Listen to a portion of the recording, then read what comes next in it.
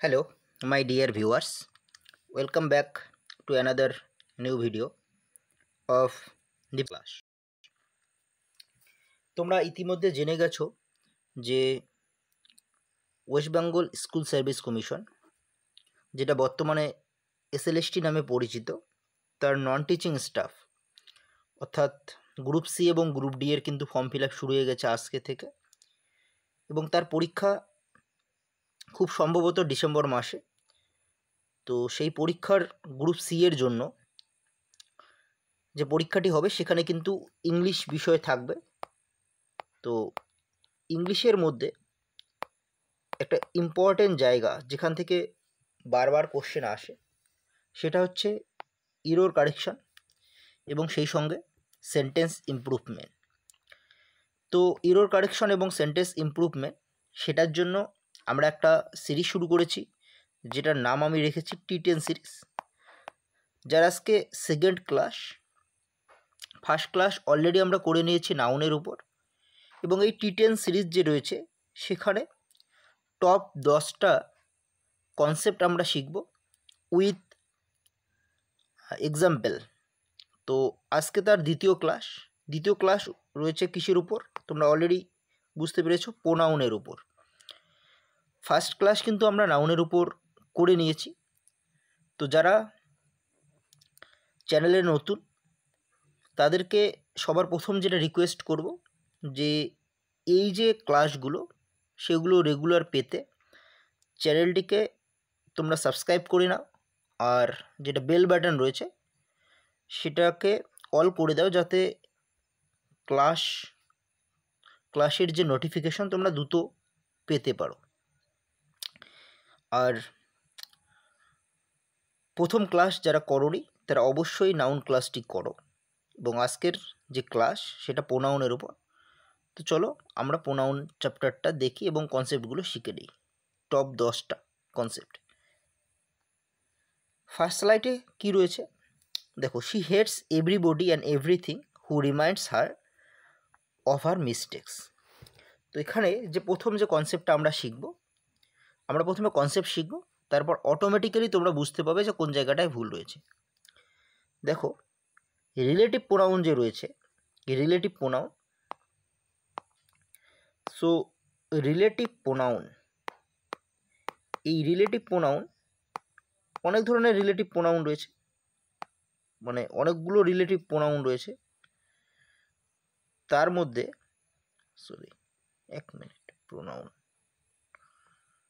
Pronoun রয়েছে, তার মধ্যে রয়েছে হু, হুইস, আর রয়েছে আরেকটা ইম্পর্টেন্ট রয়েছে দ্যাট, যেটা বারবার পরীক্ষায় আসে এবং আমরা এই জায়গাগুলো থেকে ভুল করি কিন্তু। তো আমরা এই হু, হুইস আর দ্যাটের যে কনসেপ্ট সেটা আমরা শিখব। হু নর্মালি পার্সন, মানে মানুষের ক্ষেত্রে ব্যবহৃত হয়, পার্সন। হুইস কার ক্ষেত্রে ব্যবহৃত হয়? হুইস ব্যবহৃত হয় অবজেক্ট অ্যান্ড এনিমেল। এখানে মনে রাখতে লাগবে এনিমেল হচ্ছে কিন্তু মানুষ ছাড়া, আর দ্যাট এগুলো হচ্ছে অল, অর্থাৎ তিনটার ক্ষেত্রে পার্সন, অবজেক্ট, এনিমেল। তো এই বাক্যটা এবার তোমরা লক্ষ্য করো, কি বলছে যে she hates everybody and everything who reminds her of her mistakes. দেখো এখানে একটা রিলেটিভ প্রোনাউন রয়েছে হু কার জন্য বসতে পারে? বলছি পার্সনের জন্য বসতে পারে। হ্যাঁ, অফকোর্স এখানে এভরিবডি রয়েছে, তো পার্সনের জন্য হু কিন্তু বসতে পারে, কিন্তু তার পরের জায়গাটাতেই মজা রয়েছে এভরিথিং, মানে পার্সনও রয়েছে সঙ্গে অবজেক্টও রয়েছে।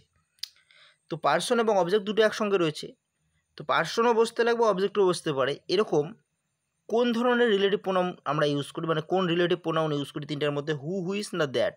যেটা সবার ক্ষেত্রে ব্যবহৃত হয় সেটা কিন্তু হু নয়, সেটা বসতে পারে দ্যাট। সো এই জায়গাটায় আমাদের ভুল রয়েছে, মানে she hates everybody and everything who reminds her of her mistakes. এটা এরকম না হয়ে এটা এরকম হবে যে she hates everybody and everything that reminds her of her mistakes. আশা করি ব্যাপারটা তোমাদের বোঝাতে পেরেছি। যদি বোঝাতে পারি তাহলে দ্বিতীয় কনসেপ্টে আমরা চলে যাব।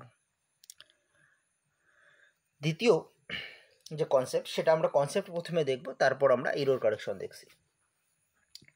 দেখো কিছু কিছু শব্দ রয়েছে, এই শব্দ যারা সবসময় রিফ্লেক্সিভ প্রোনাউন নেবেই, অর্থাৎ উইদাউট রিফ্লেক্সিভ প্রোনাউন তারা বসতে পারে না। কেমন?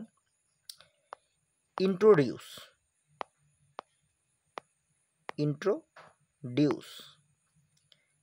এনজয়, প্রেজেন্ট, অ্যাবসেন্ট,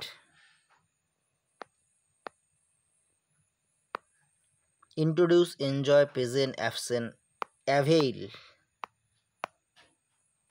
আরও অনেক ওয়ার্ড রয়েছে, ইটিসি আমি বলে দিলাম এখানে, তাহলে কনসেপ্ট তোমরা ক্লিয়ার হবে। দেখো এই যে শব্দগুলো আছে এরা যদি অ্যাজ এ ভার্ব ইউজ হয়, মানে এরা সবগুলোই কিন্তু ভার্ব, তো এদের পরেই অবশ্যই সাবজেক্টের রিফ্লেক্সিভ প্রোনাউন কিন্তু নেবে। তো এবার সেন্টেন্সটা পড়ো, দেখো কি বলছে, যে he introduce to his master who had return from London after a year. সে ইন্ট্রোডিউস করলো তার মাস্টারের কাছে, যে মাস্টার রিটার্ন করেছে লন্ডন থেকে 1 বছর পরে। এবার ভালো করে লক্ষ্য করো তো, যে বাংলা যে মানেটা আমি বললাম সেখানে কথাটা কি ক্লিয়ার হলো, মানে সম্পূর্ণ হলো? হি ইন্ট্রোডিউস টু হিজ মাস্টার, সে মাস্টারের কাছে পরিচয় করালো। কার পরিচয় করাইছে সেটা কিন্তু নেই। তো কার পরিচয় করেছে? অ্যাকচুয়ালি নিজের পরিচয় করিয়েছে। এই যে ইন্ট্রোডিউস যেহেতু আছে, তাই ইন্ট্রোডিউস কী নেবে? একটা রিফ্লেক্সিভ প্রোনাউন নেবে।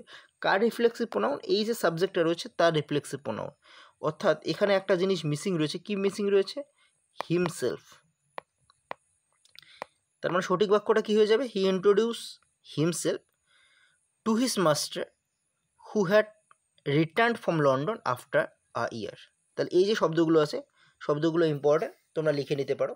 Introduce, enjoy, present, absent, avail, এই যে শব্দগুলো, এগুলো কিন্তু এদের পরে অলওয়েজ রিফ্লেক্সিভ প্রোনাউন নেয়। থার্ড কনসেপ্টে আমরা চলে যাব। থার্ড কনসেপ্ট কি বলছে? হি was much more surprised, say mass more surprised মানে আরও বেশি অবাক হয়েছে, দ্যান মি আমার থেকে, to see the dancing girl coming towards us.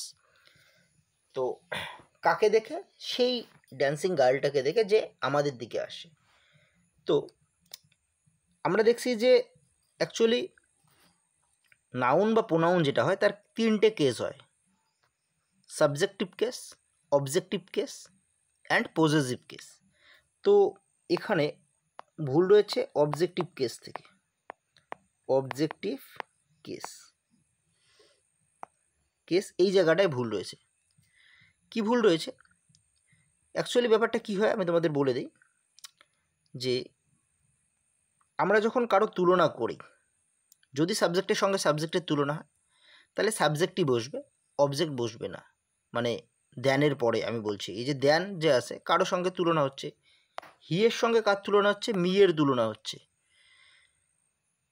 তো এরকম যখন তুলনা হয় দুটো বিষয়ের মধ্যে, তো যখন সাবজেক্টের সঙ্গে সাবজেক্টের তুলনা হয় তখন দ্যানের পরে যে প্রোনাউনটা আসবে সেটা অলওয়েজ সাবজেক্ট ফর্মে হবে। কি বললাম? সাবজেক্ট ফর্ম হবে, এটা কখনো অবজেক্ট ফর্ম হবে না। তো এখানে অবজেক্টিভ কেসের ক্ষেত্রে ভুল রয়েছে, অর্থাৎ এটা অবজেক্টিভ কেস না হয়ে এটা সাবজেক্ট ফর্ম হবে। হি ওয়াজ মাস মোর সারপ্রাইজ, সে ছিল আরও বেশি সারপ্রাইজ, দ্যান মি আমার তুলনায়। অ্যাকচুয়ালি কাদের মধ্যে তুলনা হচ্ছে? হিয়ের সঙ্গে আমার তুলনা হচ্ছে, তাহলে হিটা কি? সাবজেক্ট। তাহলে এটাও কি হওয়া উচিত? এটা হওয়া উচিত সাবজেক্ট। তার মানে এটা মি না হয়ে এটা কি হওয়া উচিত? আই হওয়া উচিত। তো সঠিক সেন্টেন্স কি হয়ে যাবে? He was much more surprise than I to see the dancing girl coming towards us. তো কী শিখালাম এখানে কনসেপ্ট? যে যখন আমরা কম্পেয়ার করি তখন যদি সাবজেক্টের সঙ্গে সাবজেক্টের তুলনা হয় তাহলে সাবজেক্টিভ কেস হয়, অবজেক্টিভ কেস না হয়। থার্ড যে কনসেপ্ট রয়েছে, 4 নম্বর যে কনসেপ্ট রয়েছে সেটা দেখি। বলছে there is none who can help you in this crucial stage of your career. তো এই ইরর কারেকশনটা করার জন্য আমাদের একটা কোড মনে রাখতে লাগবে। সেই কোডটা মনে রাখবা কি, এস সোনা, এটা একটা কোড। এই এস সোনা এদের পরে এদের রিলেটিভ প্রোনাউন হিসেবে সবসময় আসবে দ্যাট, কখনোই হু, হুইস এগুলো বসানো যাবে না, সব সময় অলওয়েজ দ্যাট আসবে। এই এস সোনা কি, এগুলো অ্যাকচুয়ালি কতগুলো শব্দের শর্ট ফর্ম। এই প্রথম এস, এটার মানে হচ্ছে সুপারলেটিভ ডিগ্রি। এটার মানে কি, superlative degree, superlative degree. Next পরের যে এস, এটার মানে হচ্ছে সেম। এটার মানে কি, এটার মানে হচ্ছে সেম।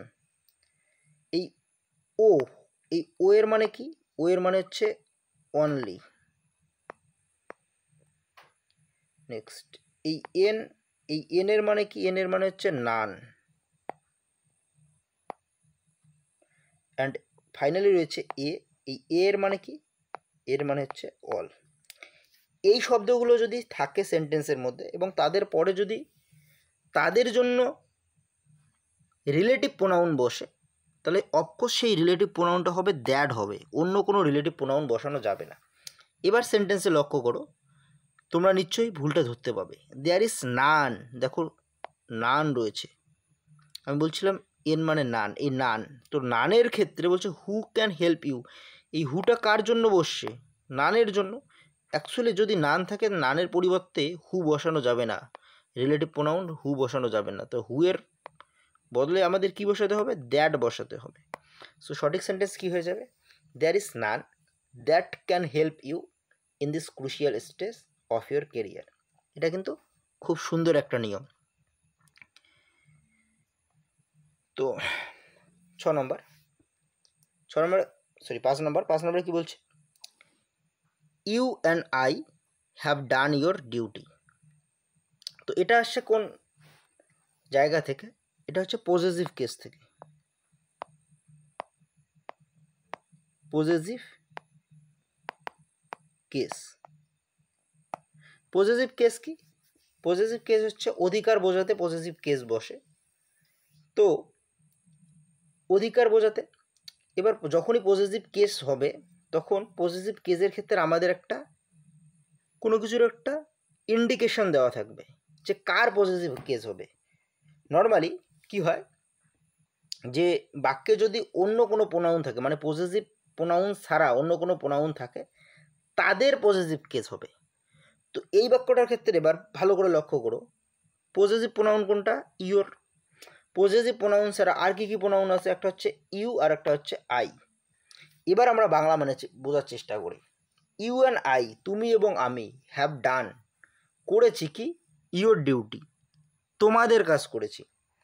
এবার তুমি এবং আমি, আমরা দুজনে মিলে নিশ্চয়ই তোমার কাজ করব না বা তোমাদের কাজ করব না, আমরা কার কাজ করব, আমরা যেহেতু দুজন রয়েছে তুমি এবং আমি, মানে আমরা, তাহলে আমরা কার কাজ করব, কার পজেসিভ ফর্ম হওয়া উচিত, আমার বা আমাদের হওয়া উচিত, সরি আমার হবে না, আমাদের হওয়া উচিত। যেহেতু দুজন আছি তাই দুজনেরই কাজ হবে। এবার দুজনের কাজকে আমরা কি বলবো, আমাদের। তার ইংরেজি কি, তার ইংরেজি হচ্ছে আওয়ার। তাহলে পজেসিভ অ্যাকচুয়ালি এখানে কি পজেসিভ ফর্ম হওয়া উচিত ছিল, আওয়ার। তার মানে কি বললাম, যে পজেসিভ ফর্ম যেটা হবে সেটা অন্য যে প্রোনাউন আছে সেটার উপর ডিপেন্ড করে হবে। যেহেতু ইউ অ্যান্ড আই রয়েছে, মানে আমরা রয়েছি, সো সেক্ষেত্রে আমরার পজেসিভ ফর্ম কি, আমরার পজেসিভ ফর্ম হচ্ছে আওয়ার, সেটাই এখানে বসবে। আশা করি এই ট্রিকটাও বোঝা হয়ে গেছে। পরের স্লাইডে আমরা দেখছি কি, I and you have been instructed to work together. তো এটার জন্য আমাদের একটা নিয়ম মনে রাখতে লাগবে, যে এটাকে বলে sequence of pronoun. Sequence of pronoun এটা কি ব্যাপার, যে প্রোনাউন নর্মালি প্রোনাউনের 3টে পার্সন হয়, first person, second person and হচ্ছে third person. First person, second person and third person. এই ফার্স্ট পার্সন প্রোনাউন মানে আমি, আমরা। সেকেন্ড পার্সন প্রোনাউন মানে তুমি তোমরা, আর থার্ড পার্সন মানে হচ্ছে সে তারা। তো এই প্রোনাউনগুলো যদি সবগুলো বা যে কোনো দুটো যদি একই বাক্যে থাকে এবং সাবজেক্টের জায়গায় থাকে, তাহলে কোনটা তাদের পজিশন কি হবে, অর্থাৎ কোনটা প্রথমে আসবে, কোনটা সেকেন্ডে আসবে, কোনটা থার্ডে আসবে, সেটার জন্য আমাদের নর্মালি দুটো কোড মনে রাখতে লাগবে। কি, একটা হচ্ছে 231 231, আর একটা হচ্ছে 123। দুটো কোডেরই মানে ব্যাখ্যা আমি দিব। 231 মানে প্রথমে আসবে সেকেন্ড পার্সন, তারপরে থার্ড পার্সন, তারপরে ফার্স্ট পার্সন। আর এই কোডটার ক্ষেত্রে অর্থাৎ 123-এর যে কোড, সেটার ক্ষেত্রে first person, second person, third person. এটা নর্মালি সব কেজের ক্ষেত্রে হয়, এটা হচ্ছে নর্মাল।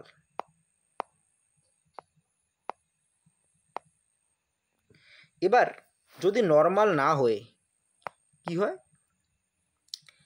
কেউ কোনো খারাপ কাজ করছে বা কোনো নেগেটিভ কোনো একটা ডিড করছে এবং সেটাকে যদি অ্যাগ্রি করে, অ্যাগ্রি, কনফেস করে, কনফেস মানেও কিন্তু স্বীকার করা, অ্যাগ্রি করে কিংবা কনফেস করে, তাহলে এটা হবে।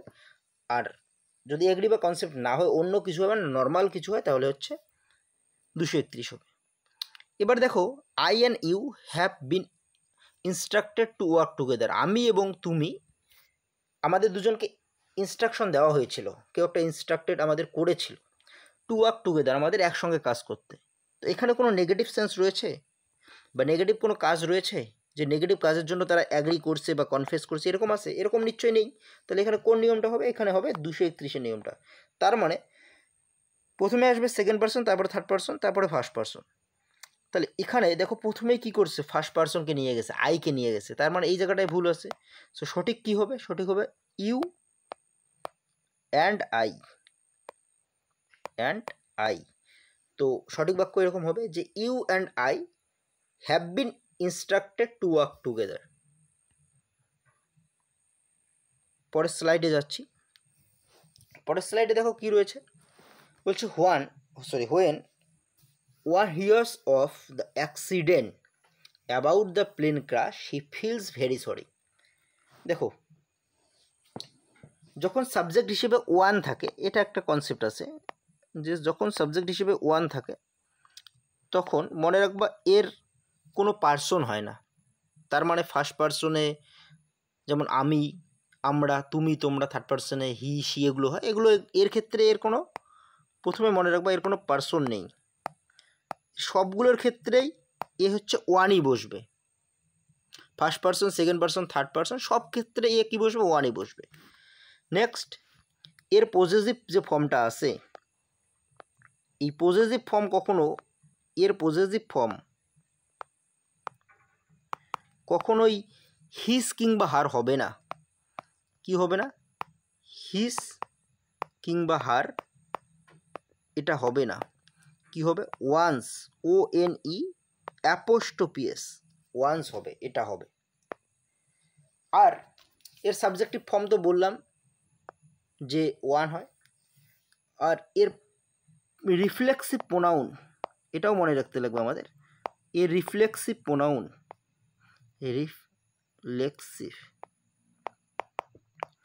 রিফ্লেক্সিভ প্রোনাউন সেটা কি হবে? সেটা অলওয়েজ হবে ওয়ান সেলফ। এখন নিশ্চয়ই বুঝতে পারছো, যেহেতু বলছে ওয়ান, এর কোনো পার্সন হয় না, অর্থাৎ হি, সি, ইউ, আই এসব হয় না, এটা সবসময় সাবজেক্ট ফর্ম ওয়ানই হয়। তাহলে এবার সেন্টেন্সটা পড়ো, ক্লিয়ার হয়ে যাবে। When one hears of the accident, যখন একজন, এখানে সাবজেক্ট কি? ওয়ান। সে কী করছে? বলছে যে কোনো একজন, হিয়ার্স অফ দ্য অ্যাক্সিডেন্টের খবরটা শোনে, অ্যাবাউট দ্য প্লেন ক্রাশ, সেই প্লেন ক্রাশ সম্পর্কে, হি ফিলস ভেরি সরি। এই যে হিটা আমরা কার পরিবর্তে বসানোর চেষ্টা করছি? ওয়ানের পরিবর্তে। কিন্তু ওয়ানের পরিবর্তে কখনো হি বসানো যায় না, ওয়ানের পরিবর্তে আমাকে ওয়ানই বসাতে হবে। তার মানে এখানে সঠিক সেন্টেন্সটা কী হয়ে যাবে? When one hears of the accident about the plane crash one feels very sorry. তারপরের স্লাইডে আমরা চলে যাচ্ছি। Was it him who had to face the music. এটা একটা মজার কনসেপ্ট। দেখো, নর্মালি দেখো, যে ভার্ব নর্মালি দু ধরনের হয়, বা ভার্ব বিভিন্ন ধরনের হয়। ভার্বের দুটো প্রকার হচ্ছে, একটা ট্রানজিটিভ আর একটা হচ্ছে ইনট্রানজিটিভ। ট্রানজিটিভ মানে হচ্ছে যার অবজেক্ট থাকে, আর ইনট্রানজিটিভ মানে যার অবজেক্ট থাকে না। সেটা এই ডিটেলস আমরা ভার্ব চ্যাপ্টারে গিয়ে পড়ব। এবার ইনট্রানজিটিভ ভার্ব হিসেবে যদি বি ভার্ব থাকে, কি ভার্ব থাকে? বি ভার্ব থাকে, এবং সেই বি ভার্বের সামনে যদি সাবজেক্ট হিসেবে ইট থাকে, কি থাকে? ইট। তাহলে অলওয়েজ এখানে যে প্রোনাউনটা আসবে, বি ভার্বের পরে যদি কোনো প্রোনাউন থাকে, সেটা সবসময় সাবজেক্ট ফর্ম হবে। সেটা সবসময় কী ফর্ম হবে? সাবজেক্ট ফর্ম হবে। এটা কখনোই অবজেক্ট ফর্ম হবে না। কি বললাম? ইট দিয়ে তৈরি হওয়া বাক্য এবং তাদের ভার্ব হচ্ছে কোনো বি ভার্ব, এবং সেটা ইনট্রানজিটিভ ভার্ব, এবং তারপরে যদি, অর্থাৎ বি ভার্বের পরে যদি কোনো সাবজেক্ট থাকে, তাহলে সেটা প্রোনাউন থাকে, তাহলে সেটা সাবজেক্ট ফর্মে হবে। এবং সেটা যদি কোশ্চেন করি, তাহলে বিহেভিয়ারটাকে জাস্ট নর্মালি সামনে নিয়ে আসবো।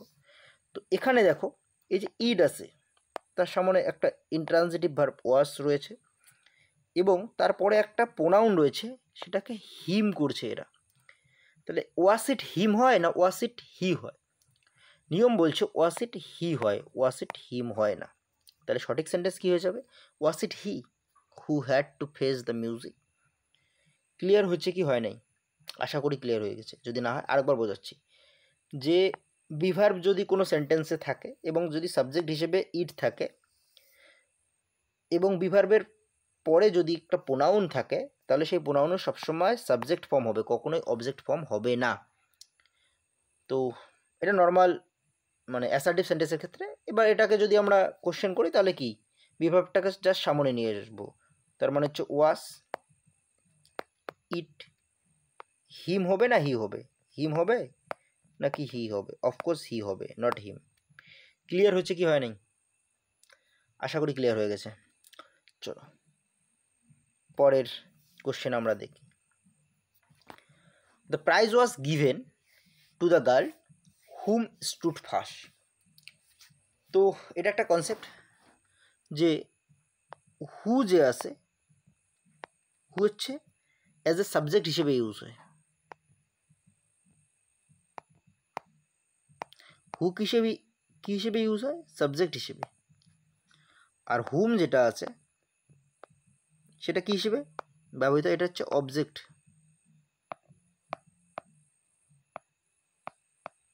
এটা কিসের মতো কাজ করে? অবজেক্টের মতো কাজ করে। তো যেখানে সাবজেক্টের জরুরত হবে সেটা হু, সেই জায়গাটা রিলেটিভ প্রোনাউন হিসেবে আসবে হু। যেখানে অবজেক্টের জরুরত হবে সেখানে আসবে হুম। এবার আশা করি বুঝতে পারছো। দেখো আরেকবার সেন্টেন্সটা পড়ো, তাহলে ক্লিয়ার হবে। দ্য প্রাইস ওয়াজ গিভেন, প্রাইসটা দেওয়া হয়েছিল কাকে? টু দ্য গার্ল, সেই মেয়েটাকে। হুম, যাকে স্টুড ফার্স্ট, প্রথম হয়েছে। এবার কেউ একটা যখন প্রথম হয়, তাহলে সে কিসের মতো কাজ করে? সাবজেক্টের মতো কাজ করে। তাহলে এই হুমটা কার পরিবর্তে বসার চেষ্টা করছে? গার্লের পরিবর্তে বসার চেষ্টা করছে। এবার এক্ষেত্রে গার্লটা কি, সাবজেক্ট না অবজেক্ট? এক্ষেত্রে কিন্তু গার্লটা সাবজেক্ট, কারণ তার একটা ভার্ব রয়েছে, মানে সে একটা কাজ করছে, সো এটা সাবজেক্ট। তো এক্ষেত্রে হুম না বসে কি হবে? হু হবে, কারণ যেহেতু সাবজেক্টের মতো কাজ করছে, সো এখানে কী হবে? হুম, হুম না হয়ে হু হবে। আজকের ফাইনাল কোশ্চেন, মানে T10 সিরিজের 10 নম্বর question. The 5 brothers are at the daggers drawn, so they feel it below their dignity to talk each other. বাংলায় একটা কথা আমরা বলি, একে অপরের, কি বলি? বলি আমরা একে অপরের। এই একে অপরের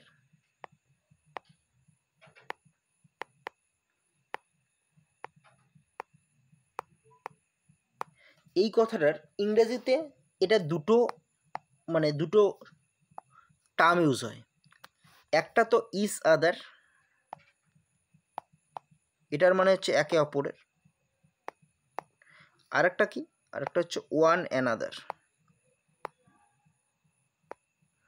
ওয়ান অ্যানাদার। তো ইজ আদার আর ওয়ান অ্যানাদার দুটোর মানেই তো একে অপরের। তাহলে দুটোকে আলাদা কেন করলো? এটা হচ্ছে দুজন ব্যক্তির ক্ষেত্রে। তাহলে দুজন ব্যক্তির ক্ষেত্রে যদি একে অপরের বোঝায় তাহলে হচ্ছে ইজ আদার হবে, আর দুইয়ের বেশি যদি ব্যক্তির মধ্যে একে অপরের বোঝায় তাহলে ওয়ান অ্যানাদার হবে। তাহলে এবার মানে আমরা পড়ি বা সম্পূর্ণ সেন্টেন্সটা পড়ি, তাহলে ব্যাপারটা ক্লিয়ার হবে। দ্য 5 ব্রাদার্স, 5জন ভাই, আর অ্যাট ড্রেগার্সডন। এই ড্রেগার্সডন এটা একটা কি বলবো, ফ্রেজ বলবো, যেটার মানে হচ্ছে যে তাদের সম্পর্ক ভালো নয়।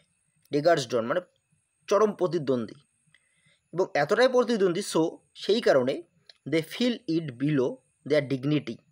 তারা ভাবে যে তারা এই যে কোনটাকে বলছে টু টক ইজ আদার, একে অপরের সঙ্গে যে কথা বলাটা সেটাকে তারা তাদের সম্মানের নিচে ভাবে। মানে একে অপরের সঙ্গে যদি তারা কথা বলে তাহলে সেটা তাদের সম্মানের নিচে চলে যাবে। এই যে একে অপরের সঙ্গে কথা বলবে তারা, তাহলে কতজন ব্যক্তি একে অপরের সঙ্গে কথা বলতে যাচ্ছে?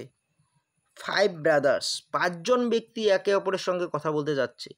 সো যখনই 5জন হয়ে যাচ্ছে অর্থাৎ 2-এর বেশি হয়ে যাচ্ছে তখনই কিন্তু একে অপরের মানে কিন্তু ইজ আদার থাকবে না, এটা কিন্তু কি হয়ে যাবে, আমাদের চলে আসবে ওয়ান অ্যানাদার। এই যে ওয়ান অ্যানাদার সেটা এখানে বসবে।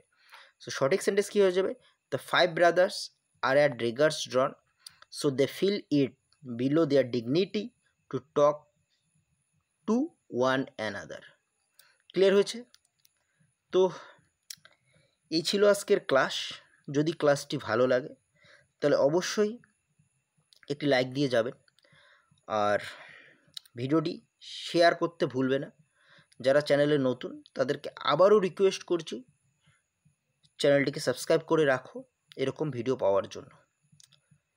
চলো খুব তাড়াতাড়ি আরও একটা নতুন ভিডিওতে নতুন টপিক নিয়ে আমরা আলোচনা করব। ততক্ষণ পর্যন্ত তোমরা ভালো থাকো, সুস্থ থাকো। ধন্যবাদ।